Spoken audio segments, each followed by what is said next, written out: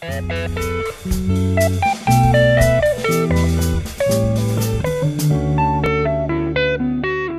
dobar dan, poštovanje svima. Evo nas opet u mojoj obećanoj lekciji koju bi posvetio string bendingu i vibratu. Dakle, string bending i vibrato su dva jako bitna elementa bez kojih mi, bluzeri, rockeri i hard rockeri, jednostavno ne možemo.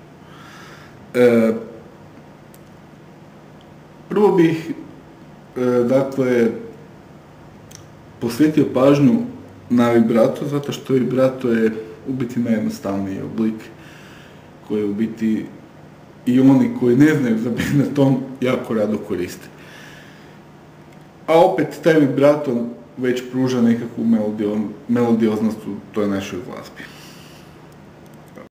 Uzmimo, na primjer, jednu melodiju, jednostavnu, na primjer ovako nešto.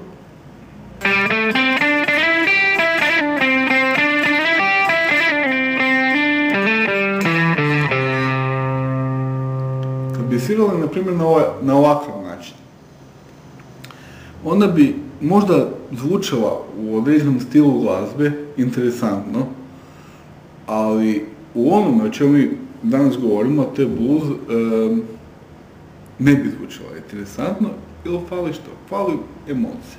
Ono što smo rekli u bluesu su jako bitne emocije. Znači, vibrato.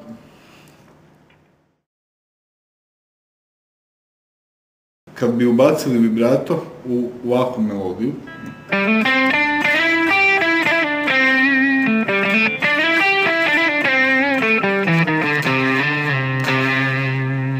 već ima malo više emocije.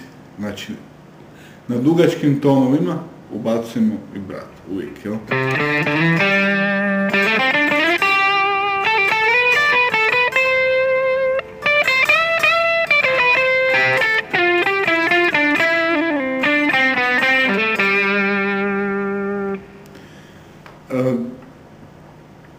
Vibrato izvodimo, recimo, na vrlo jednostavan način.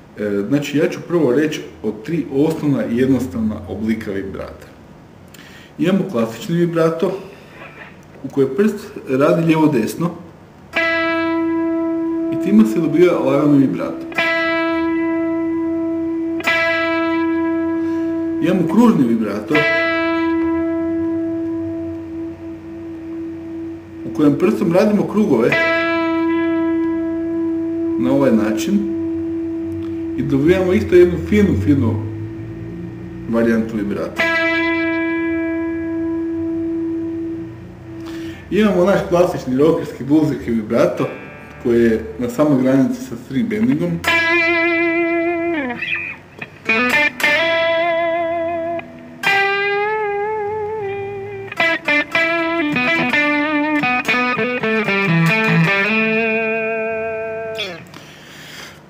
U našem stilu glazbe o kojem mi govorimo, to je naročito blues i rock, potreban nam je taj malo žešći oblik vibrata.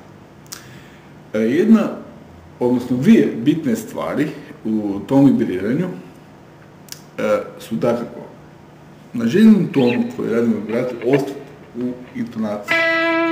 Znači da ton ide ovako u falš, nego da ostane u intonaciji.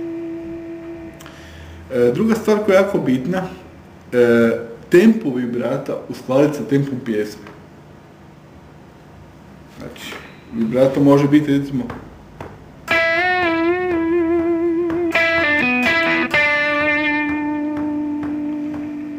najčešće je to trilski vibrato.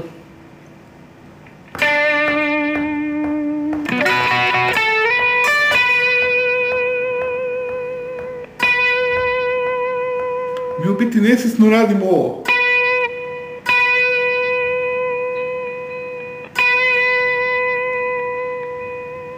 Lagano menjamo žicu.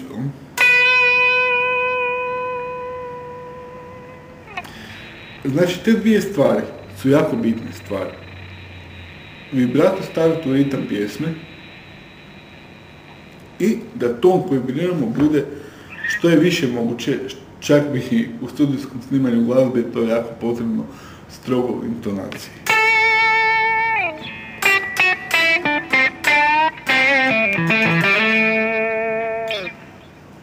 Neki put će taj ton malo izaći van intonacije, ali ako to paše u vaš aranžman, ako to štima s tim kapa dolje, to je to. Sljedeća stvar je string bending. Ja bi tu objasnio osnove, znači string bendinga. Prva osnovna figura u string bendingu je taj ulazni, odnosno bend up.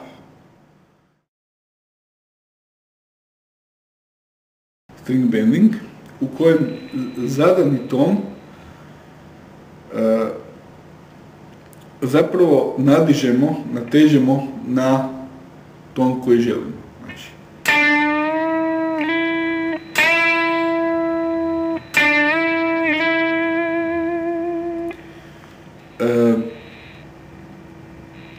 kako ćemo to izvježbati? Jako bitna stvar je, znači, položaj ruke. Palac ovako negdje u ovu poziciju. Klasičari će vam zamjeriti zbog ovoga, ali ne znate se smjesti. Prst malo ispod žice, znači ne ovako iznad, ili ćemo kliznut, znači, nego malo ispod žice. I jednostavno zabenda ton kao da želite dignuti gitaru cijelu, znači, na toj žici. Znači, kao da na toj žici visi cijela gitara.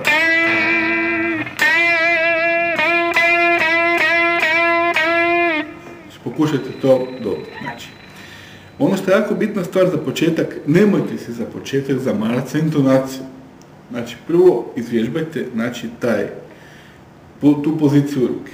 Jel? Znači, ali istu radnju možete napraviti sa svakim prstom. No?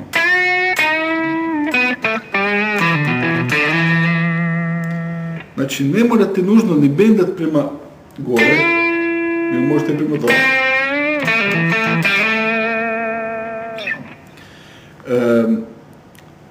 Jedna onako bitna stvar, da ove donje žice većinom bendate prema gore,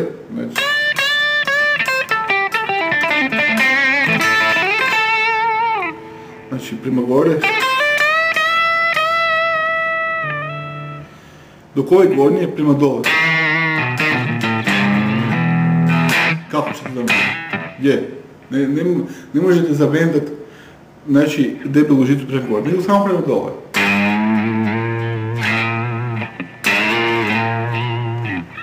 Pokušajte, znači, na svim mogućim pozicijama dobiti taj osjećaj. Znači, ovdje recimo, kao što smo rekli, potrebno je prst staviti ispod žice, a ovdje ćete trebati prst staviti iznad žice.